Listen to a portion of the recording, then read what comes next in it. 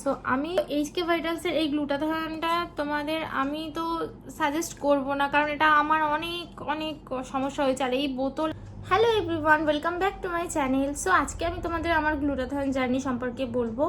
আর আমি লাস্ট 3 বছর ধরে গ্লুটাথিয়ন মানে খাচ্ছি।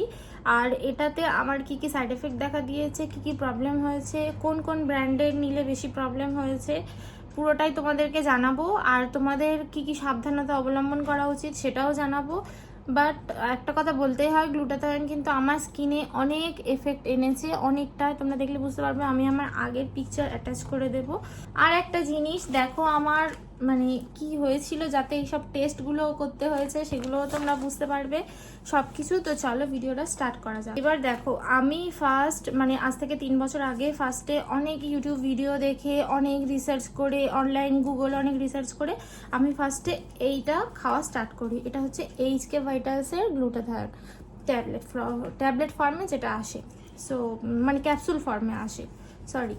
সো এটা খাওয়া আমি স্টার্ট করি 3 বছর আগে থেকে। যখন আমি এটা ইনটেক করা শুরু করি, তো এটা খাওয়ার 1 মাস আমি বলবো মানে 20 দিন মতো হয়েছে, তখন থেকে আমি পুরো রেজাল্ট বুঝতে পারছি। ওটা আমি বুঝতে পেরেছি, মানে কোনো ভিজিবল রেজাল্ট চেঞ্জ হয়নি, কিন্তু ওটা আমার বোঝার মতো। মানে আমি আগে ঠিক কেমন ছিলাম, আমার একটু লাইট হয়েছে সেটা তো আমি বুঝতে পেরেছি, হাত টাত সব কিছু একটু লাইট হয়ে গেছে সেটাও বুঝতে পেরেছি। সো এটা আমি কন্টিনিউ করে এটা আমি প্রায় 3 মাস খেলে মানে একটা মেজর ডিফারেন্স আমি দেখতে পাই আমার স্কিনে।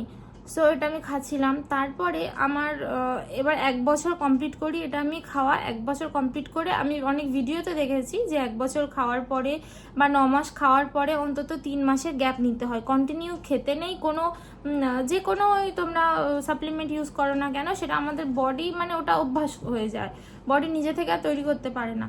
সো সেই জন্য আমি 9 মাস খাওয়ার পরে 3 মাসের গ্যাপ নিয়ে আবার খাওয়া স্টার্ট করি। আবার যখন 6 মাস মতো খেয়েছি, মানে প্রায় বলতে পারো আমার 1.5 বছর মতো খাওয়া হয়েছে, তখন থেকে শুরু হয় আমার আসল প্রবলেম।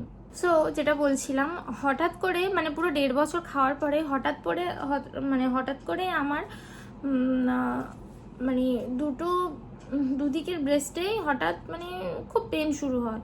মানে বলতে পারো তখন আমার পিরিয়ডসও চলছিল না, কোনো সমস্যা হয়নি, হঠাৎ করে খুব পেন শুরু হয়। সো আমি মানে এরকম হাত পাত নেড়ে কাজ করতে গেলে একটু ব্রেস্টটাতে মানে একটু ধাক্কা খায়, মানে একটুখানি লাগে। তো সেই জন্য মানে একটু টাচ হলেই আমার এত ব্যথা হতো, এত টন টন করতো, পুরো খুব ব্যথা হয়। তো এটা 1 সপ্তাহ মতো চলছিল। 1 সপ্তাহ পরে আমি এবার এটা কিন্তু মানে ওটা খাওয়ার 1.5 বছর পর থেকেই দেখা দিয়েছে। সো এবার আমি দুদিকে এত ভারী যেন শক্ত হয়ে আছে, একদম টাইট মতো আমি বুঝতে পারছি, ভারী হয়ে আছে। সো সেই জন্য আমি দেরি না করে আমি আমার গাইনোকোলজিস্টের কাছে গেছি। গেলে এবার উনি সমস্ত রকমভাবে পরীক্ষা করেছে, আমাকে পরীক্ষা করে সমস্ত কিছু করে তারপরে আমাকে আমার টেস্টের জন্য দিল।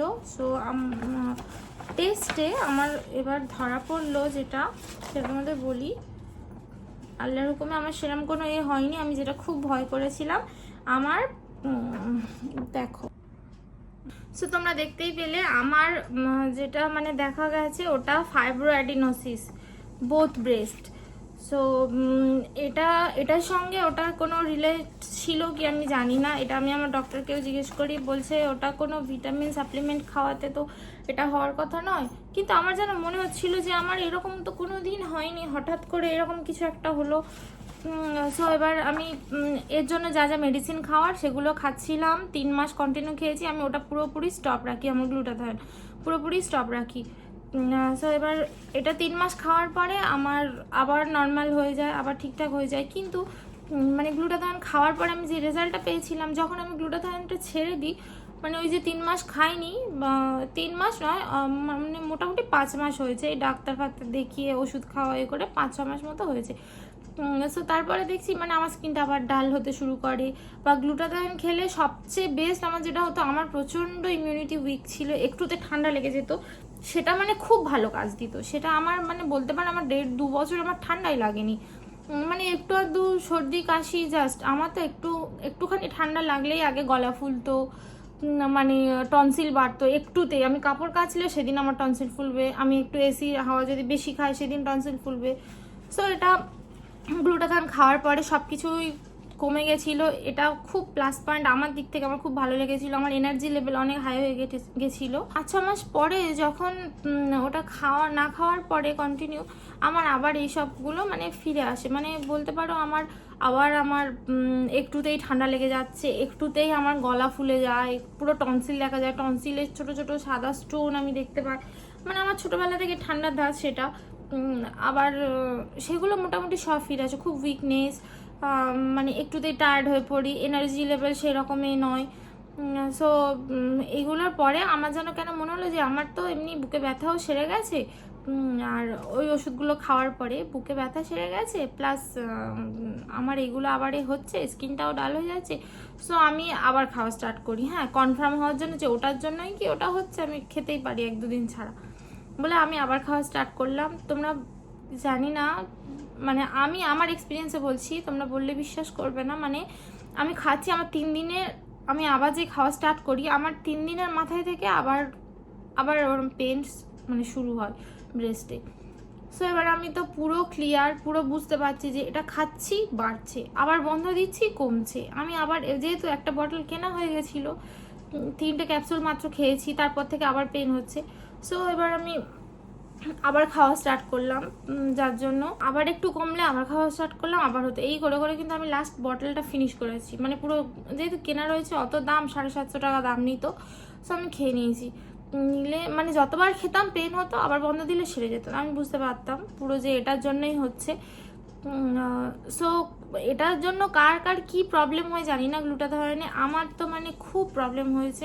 আমি কন্টিনিউ খাওয়ার পরে আমার এইরকম মানে ভালো দিক যেরকম ছিল, খারাপ দিকও সেই রকমের আছে, অবশ্যই আছে সাইড এফেক্ট, যেটা আমি পেয়েছি। আর অবশ্যই এর রিভিউতে আমি দেখেছি, মানে গ্লুটাথায়োন নায়িকা থেকে আমি নিতাম, ওর রিভিউতে আমি দেখেছি যে অনেকেই দিয়েছে তাদের মানে পিরিয়ড সাইকেলের হিউজ চেঞ্জ হয়েছে, তাদের ফ্লো খুব বেড়ে গেছে, মানে হরমোনাল ডিসব্যালেন্স হয়ে গেছে। আর আমার এটা মেনলি কিন্তু হরমোনাল ডিসব্যালেন্স, এটা ডক্টরও বলেছে, খাওয়া দাওয়া ঠিক রাখতে বলেছিল। সো মানে অনেকের রিভিউর সঙ্গে আমারটা মিলে গেছে। সো আমি বলবো এইচকে ভাইটালসের এই গ্লুটাথায়োনটা তোমাদের আমি তো সাজেস্ট করব না, কারণ এটা আমার অনেক সমস্যা হয়েছে। আর এই বোতল আমি বোধহয় 7টা-8টা খেয়েছি, আমার কাছে এই লাস্ট এটা রয়েছে, আমি বাকি সব ফেলে দিয়েছি যদিও নেই। আর সো রিসেন্ট আমি এবার শুরু করলাম অনেক রিসার্চ করে ট্রাই করে এই মিড ডিউটির গ্লুটাথায়োনটা। সো এটা আমি বলতে পারো পুরোটাই খেয়ে ফেলেছি, আর একটা আছে, 1-2 সামথিং আছে, এটা খেয়ে ফেলেছি। তো এটাতে আমি সেরকম কিছু বুঝতে পারিনি, মানে সেরকম চেঞ্জ বুঝতে পারিনি, যদিও আমি এটা একটা খেয়েছি। কিন্তু একটা জিনিস কি, এটা খাওয়ার পর এনার্জি লেভেলটা আমার বেড়েছে, কিন্তু এটা খেলে আমার কোনো চেস্ট পেন বা যা হতো সেরকম কিছু হয়নি। যদিও একটা খেয়েছি, তবুও ওটা তো 1-2 খেলেই এখন থেকে আমার স্টার্ট হয়ে যেত। মানে ওই এইচকে ভাইটালসটা যদি আমি এখন 3 দিন খাই, আমার স্টার্ট হয়ে যাবে পেন, এইরকম। সো এটা খেয়ে এরকম কিছু হয়নি, আর কিছু ডিফারেন্সও পাইনি আমি সত্যি কথা বলতে। সো রিসেন্ট আমি অনেক সার্চ করে আবার এই ডিলিটসের এটা খাওয়া স্টার্ট করেছি, আর আজকে 3 দিন হলো আমি এটা খাচ্ছি সকালে। সো দেখা যাক এটা কত চেঞ্জ হয়। আপাতত আমার কোনো পেন টেন কিছু হচ্ছে না, ওটা ভালো হয়ে গেছে আল্লাহর হুকুমে। কিন্তু দেখা যাক কতটা কি রেজাল্ট হয়। এটা অনেক দামও, যে কটা যা আছে এটার দাম সবচেয়ে বেশি। সো আমার গ্লুটাথায়োনে এই হচ্ছে আমার মেইন গ্লুটাথায়োন জার্নি। সো আমি সাজেস্ট করবো তোমাদের ডিলিটসেরটা আপাতত খেতে পারো, কারণ এটা অনেকেই খেয়েছে, সেরকম সাইড এফেক্ট পাইনি। আর এটা তো একদমই খেও না, এটা একদমই খেও না। সো আমার ভিডিওটা এই পর্যন্ত ছিল। তোমাদের যদিও একটু হেল্পফুল হয়, তোমরা আমার চ্যানেলকে প্লিজ সাবস্ক্রাইব করে নিও এরকম আরও ইনফরমেটিভ ভিডিও দেখার জন্য। টাটা।